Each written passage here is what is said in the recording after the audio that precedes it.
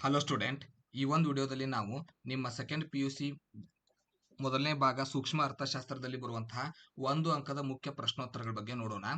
ಮೊದಲಿಗೆ ಮೊದಲನೇ ಪ್ರಶ್ನೆ, ಆಯ್ಕೆ ಸಮಸ್ಯೆ ಏಕೆ ಉದ್ಭವಿಸುತ್ತದೆ? ಸಂಪನ್ಮೂಲಗಳು ಮಿತವಾಗಿದ್ದು ಮತ್ತು ಪರ್ಯಾಯ ಉಪಯೋಗ ಹೊಂದಿವೆ, ಆದರೆ ಬಯಕೆಗಳು ಅಪರಿಮಿತವಾಗಿದೆ, ಆದ್ದರಿಂದ ಆಯ್ಕೆ ಸಮಸ್ಯೆ ಉದ್ಭವಿಸುತ್ತದೆ.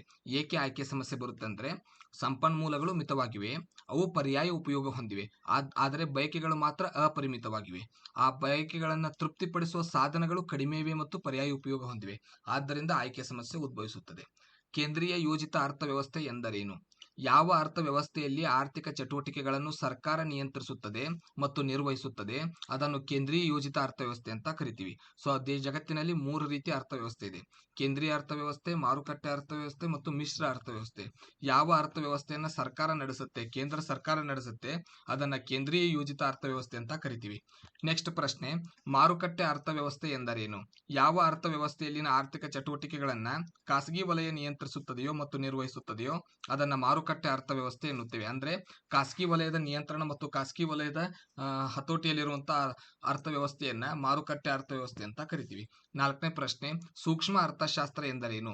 ಅರ್ಥಶಾಸ್ತ್ರದ ಸಣ್ಣ ಘಟಕಗಳಾದ ಒಬ್ಬ ಅನುಭೋಗಿ, ಒಬ್ಬ ಉತ್ಪಾದಕ, ಒಂದು ಉದ್ಯಮ ಘಟಕ ಅಥವಾ ವೈಯಕ್ತಿಕ ಬೆಲೆ ಕುರಿತು ಅಧ್ಯಯನ ಮಾಡುವ ಅರ್ಥಶಾಸ್ತ್ರವನ್ನ ಸೂಕ್ಷ್ಮ ಅರ್ಥಶಾಸ್ತ್ರ ಎನ್ನುವರು. ವಾಸ್ತವಿಕ ಅರ್ಥಶಾಸ್ತ್ರ ಎಂದರೇನು?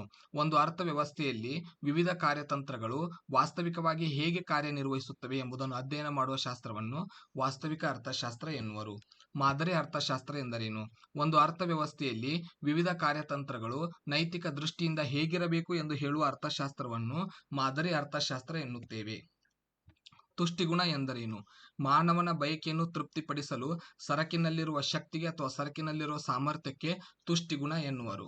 ಸಂಖ್ಯಾಸೂಚಕ ತುಷ್ಟಿಗುಣ ವಿಶ್ಲೇಷಣೆ ಎಂದರೇನು? ತುಷ್ಟಿಗುಣವನ್ನ ಅಂಕಿ ಸಂಖ್ಯೆಗಳಲ್ಲಿ ವ್ಯಕ್ತಪಡಿಸುವುದನ್ನು ಸಂಖ್ಯಾಸೂಚಕ ತುಷ್ಟಿಗುಣ ಎನ್ನುವರು.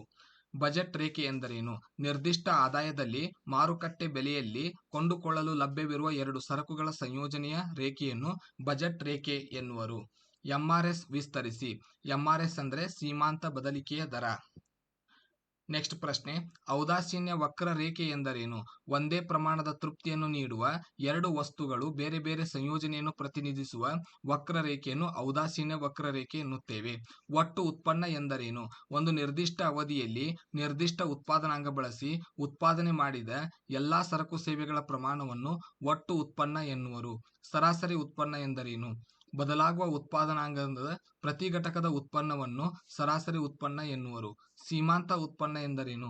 ಒಂದು ಉತ್ಪಾದನಾಂಗವನ್ನು ಹೆಚ್ಚಿಸಿದಾಗ ದೊರೆಯುವ ಹೆಚ್ಚುವರಿ ಉತ್ಪನ್ನವನ್ನು ಸೀಮಾಂತ ಉತ್ಪನ್ನ ಎನ್ನುವರು. ಒಟ್ಟು ಸ್ಥಿರ ವೆಚ್ಚ ಎಂದರೇನು? ಒಂದು ಉದ್ಯಮ ಘಟಕವು ಸ್ಥಿರ ಉತ್ಪಾದನಾಂಗಗಳನ್ನು ಬಳಸಿಕೊಳ್ಳಲು ಮಾಡುವ ವೆಚ್ಚವನ್ನು ಒಟ್ಟು ಸ್ಥಿರ ವೆಚ್ಚ ಎನ್ನುವರು.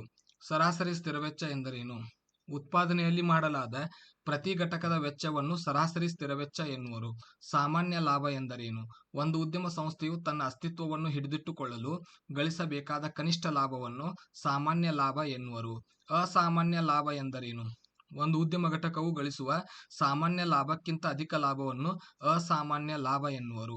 ಸೀಮಾಂತ ಆದಾಯ ಎಂದರೇನು? ಒಂದು ಉದ್ಯಮ ಘಟಕವು ತನ್ನ ಹೆಚ್ಚುವರಿ ಘಟಕದ ಮಾರಾಟದಿಂದ ಪಡೆದ ಆದಾಯವನ್ನು ಸೀಮಾಂತ ಆದಾಯ ಎನ್ನುವರು.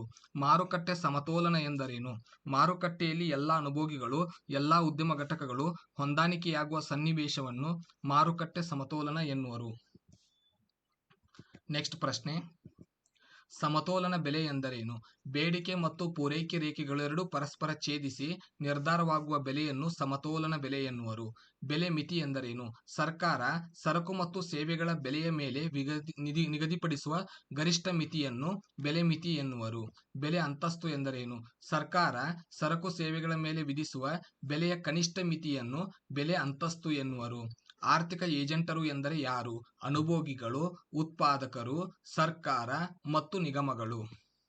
ಆಡಮ್ ಸ್ಮಿತ್ ಅವರ ಪ್ರಸಿದ್ಧ ಕೃತಿಯ ಹೆಸರೇನು? ರಾಷ್ಟ್ರಗಳ ಸಂಪತ್ತಿನ ಸ್ವರೂಪ ಮತ್ತು ಕಾರಣಗಳ ಒಂದು ಪರಿಶೀಲನೆ. ಕೂಲಿ ದರ ಏನೆಂದು ಅರ್ಥೈಸುವಿರಿ? ಯಾವ ಬೆಳೆಗೆ ಶ್ರಮದ ಮಾರಾಟ ಮತ್ತು ಖರೀದಿ ನಡೆಯುತ್ತದೆಯೋ ಅದನ್ನೇ ಕೂಲಿ ದರ ಎನ್ನುವರು. ಆಮದು ಎಂದರೇನು?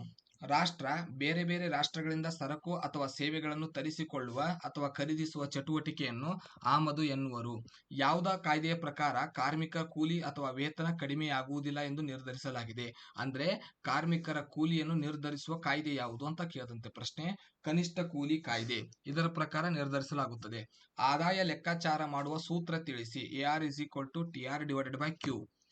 ವೆಚ್ಚ ಬಿಂಬಕ ಎಂದರೇನು? ಉತ್ಪಾದನೆ ಮತ್ತು ವೆಚ್ಚಗಳ ನಡುವಿನ ಕ್ರಿಯಾವಲಂಬಿ ಸಂಬಂಧ ತಿಳಿಸುವ ಬಿಂಬಕವನ್ನು ವೆಚ್ಚ ಬಿಂಬಕ ಎನ್ನುವರು. ಸೊ ಇವಿಷ್ಟು ನಿಮಗೆ ಒಂದು ಅಂಕಕ್ಕೆ ಕೇಳುವಂತಹ ಪ್ರಶ್ನೋತ್ತರಗಳು. ಮುಂದಿನ ವಿಡಿಯೋದಲ್ಲಿ ಮತ್ತೊಂದು ಭಾಗ ಸಮಗ್ರ ಅರ್ಥಶಾಸ್ತ್ರಕ್ಕೆ ಸಂಬಂಧಿಸಿದ ಒಂದು ಅಂಕಗಳ ಪ್ರಶ್ನೆಯೊಂದಿಗೆ ಸಿಗೋಣ. ಧನ್ಯವಾದಗಳು.